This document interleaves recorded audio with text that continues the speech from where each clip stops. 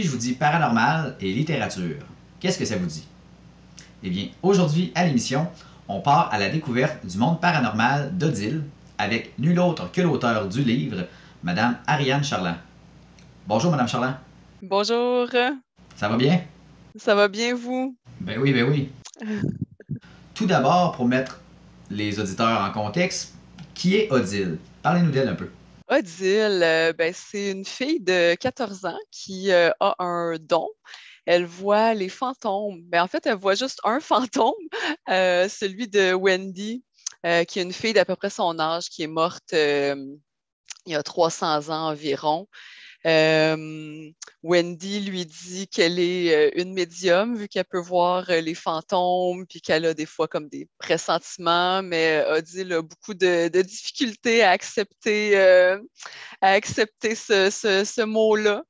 Mais c'est ça, à un moment donné, elle aura pas vraiment le choix de se rendre compte qu'elle est effectivement une médium. Et qu'est-ce qui se passe dans son monde paranormal? Ben, c'est ça, c'est que Odile, dans son ancienne école, parce que quand on voit les fantômes, des fois, ben, les gens ont l'impression qu'on se parle toute seule. Donc, elle se fait beaucoup intimider à son ancienne école. Fait que là, elle change d'école pour sa troisième secondaire. Puis là, elle a vraiment l'intention de se faire des vrais amis en chair et en os. Puis ben, après quelques péripéties, ça finit par marcher. Il y a Marie-Charlotte que tout le monde traite de sorcière à l'école, qui la prend sous son aile. Puis elle l'invite même à la fête d'anniversaire de sa cousine. Puis là, à cette soirée-là, ils vont se promener dans le cimetière et là, par mégarde, elles vont invoquer un fantôme qui est, disons, moins gentil que Wendy, un fantôme maléfique qui va chercher, c'est ça, à leur faire du mal. Puis là, il va falloir qu'elle combatte ce fantôme-là. Je suis curieux, d'où est-ce que ça vous est venu l'idée d'un tel scénario, d'une telle histoire? Ça m'est venu d'où? Ben, l'idée, l'idée d'une fille qui voit les fantômes, ça m'est venu à un moment donné quand je marchais dans la rue, là, sur le trottoir. Il y avait comme un genre de reflet, je sais pas, là, le soleil qui passait à travers, je sais pas, une vitre, j'imagine, ou un miroir, je sais pas, qui faisait un genre de reflet sur le trottoir. Puis je me suis dit, ça serait tellement cool si c'était un fantôme qui faisait comme cet effet-là. Puis c'est comme ça que j'ai eu l'idée, c'est ça, d'une fille qui a un ami fantôme. Fait que c'est vraiment ça, comme le point de départ du livre, là. Je voulais écrire à propos d'une adolescente qui a une amie fantôme. Fait que c'est ça. Est-ce que cette histoire-là a été inspirée d'une histoire paranormale vécue par vous-même? Non, non, non, non, pas du tout, pas du tout, pas du tout. J'ai aucune expérience avec les fantômes. C'est totalement fictif.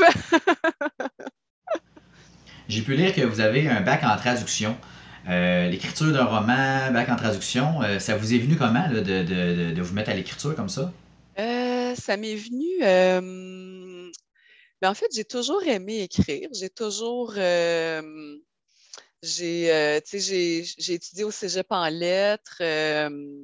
Puis c'est ça, j'ai toujours aimé écrire, mais à un moment donné, je sais pas, quand il est venu le temps d'aller à l'université, je me suis dirigée vers quelque chose, je sais pas, d'un peu plus stable, disons, comme emploi. Mais là, après quelques années en traduction, ça me manquait beaucoup d'écrire. Fait que là, à un moment donné, j'ai eu une idée de roman, puis j'ai commencé à l'écrire un peu à temps perdu au début. Puis à un moment donné, ben, mon amoureux a eu un contrat en France, puis je l'ai suivi là-bas. Puis là, je sais pas si ça fait 10-15 ans, là, plus 15 ans. Fait que dans ce temps-là, Internet était moins bon. Fait qu'on avait de la difficulté avec la connexion Internet. Fait que j'ai pas pu travailler en traduction pendant un moment. Fait que, euh, fait que c'est ça. Fait que là, je me suis mis plus sérieusement à l'écriture de mon roman qui a donné finalement ma première série, là, à Inaco, qui est publiée aux mêmes éditions, Michel Quintin. c'est ça. Le monde paranormal d'Odile est publié aux éditions Michel Quintin. Comment est-ce que ça vous est venu d'aller vers cette maison d'édition-là? Ben, en fait, tu sais, quand j'ai été prête à envoyer mon premier manuscrit, j'ai regardé là, tu sais, j'avais pas de contact là, dans le milieu de l'édition, fait que j'ai vraiment regardé sur Internet là, les maisons d'édition qui publiaient des livres qui étaient dans le même genre que ce que j'avais écrit. Puis c'est ça, Michel Quintin, c'était dans celle qui m'intéressait le plus là, parce que ben, c'est ça, je trouvais que leur couverture était tout le temps belle, puis les livres étaient intéressants, puis tout ça. Fait que je leur ai envoyé mon manuscrit, puis ils l'ont accepté. Pour ceux et celles qui connaissent déjà vos autres ouvrages, vous avez mentionné Ainaco, il y a aussi La double vie de Rosalie. Est-ce que avec le monde paranormal d'Odile, on est à peu près dans le même genre d'univers ou on va totalement ailleurs? Euh, c'est un peu dans le même genre, dans le sens que c'est comme fantastique, parce qu'après avoir écrit à Inako, je suis plus allée dans les romans réalistes. J'ai écrit des romans dans la collection Tabou aussi, qui est pour adolescents aux éditions de Mortagne, pour adolescents plus vieux.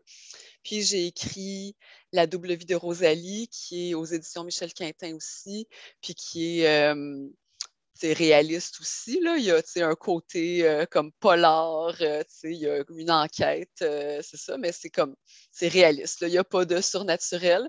Puis là, ben, pour cette nouvelle série-là, j'avais envie de retourner un peu, je sais pas, à mes premières amours avec le fantastique, mais sans garder un côté réaliste aussi, là, parce que ça se passe dans le vrai monde, mais c'est ça, avec une petite twist surnaturelle. Là. Pour écrire une histoire comme celle-là, est-ce que vous êtes vous-même fan d'histoires paranormales? Oui, oui, j'aime ça. Oui, oui, oui, j'aime ça. J'aime ça écouter des séries, c'est ça, paranormales, des choses comme ça, là. Oui, j'aime ça. Ouais, je consomme beaucoup de littérature et de télévision, cinéma fantastique, paranormal, là, ouais. Et est-ce que ces œuvres littéraires ou même cinématographiques, est-ce que ça vous inspire? Oui, des fois on essaye, c'est difficile, tu sais, de pas, parce que, tu sais, on veut pas, tu sais, copier un univers, là, bien sûr, mais c'est sûr que, tu sais, oui, toutes les choses, tu sais, tous les livres, toutes les séries que j'écoute, c'est sûr que ça m'inspire, puis ça finit par se mêler, c'est ça, avec ma propre imagination. J'ai pu lire que vous aviez mille et une idées d'écriture. Est-ce que vous pouvez nous parler un peu de ces idées-là? Ben, là, pour l'instant, je me concentre sur Odile. Ça va être 3 tomes. Fait que là, je suis en train d'écrire le tome 2. Mais ça fait que pour l'instant, c'est ça. Mais oui, il y a tout le temps des idées qui tournent en arrière.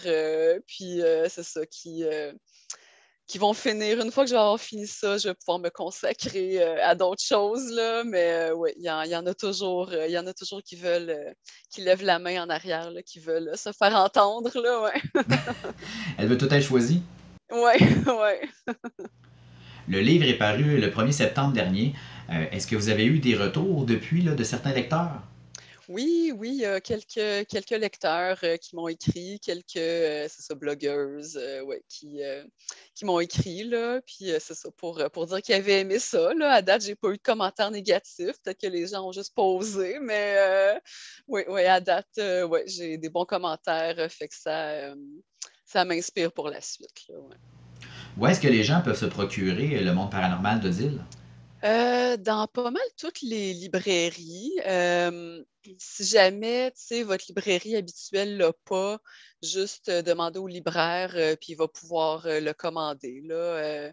Mais sinon, c'est ça, il est dans les grandes librairies, puis c'est ça, des fois les plus petites, il faut le commander, là, mais il devrait être partout.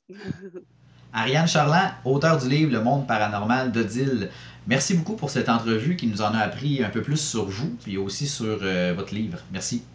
Mais merci à vous, c'était un plaisir.